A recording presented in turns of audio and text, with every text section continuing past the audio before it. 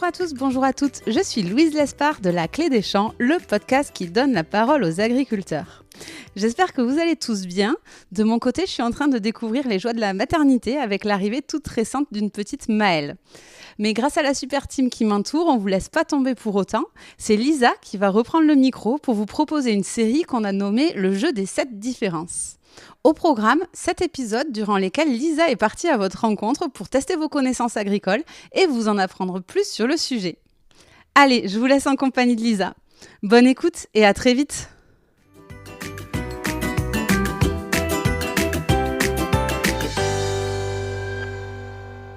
Bonjour à tous, c'est moi, Lisa, et aujourd'hui je vous propose de découvrir la différence entre les asperges blanches et les asperges vertes. Allez, c'est parti, partons à votre rencontre pour tester vos connaissances sur le sujet. Bonne écoute!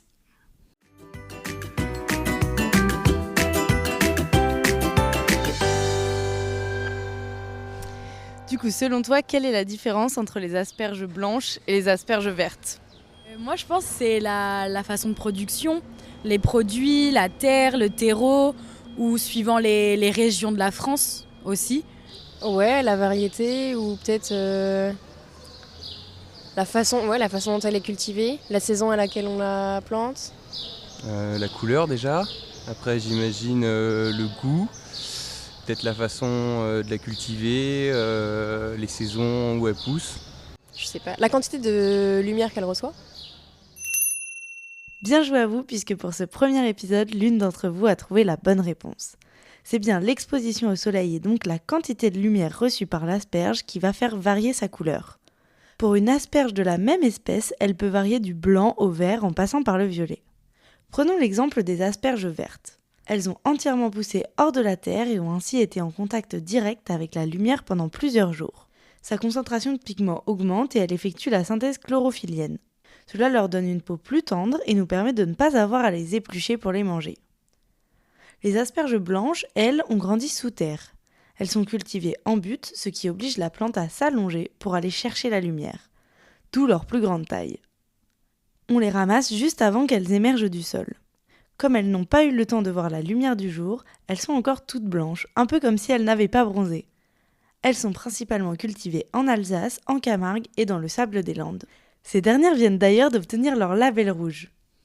Enfin, les asperges violettes, elles, ont été cultivées comme des asperges blanches, sous terre, mais elles ont eu le temps de sortir le bout de leur nez juste avant la récolte. Elles ont ainsi commencé à capter la lumière. C'est pour cela qu'elles présentent une teinte rosée qui peut aller jusqu'au violet. C'est finalement un intermédiaire entre les asperges blanches et les asperges vertes. Enfin, dernier mot sur le sujet, sachez que l'asperge est un mets très fragile et nécessite une récolte manuelle. Cela demande par ailleurs un savoir-faire bien particulier. Il faut être réactif et rapide lors de la période de maturité car les asperges grandissent très vite. Au printemps, les agriculteurs passent tous les jours dans les champs pour ne pas louper le bon moment pour ramasser ce légume délicat. Pour les aider durant cette période intense, les producteurs font régulièrement appel à des saisonniers. Et voilà, vous connaissez désormais la différence entre les asperges blanches et les asperges vertes. J'espère que cet épisode vous a plu et je vous dis à très bientôt pour en apprendre toujours plus sur le monde agricole.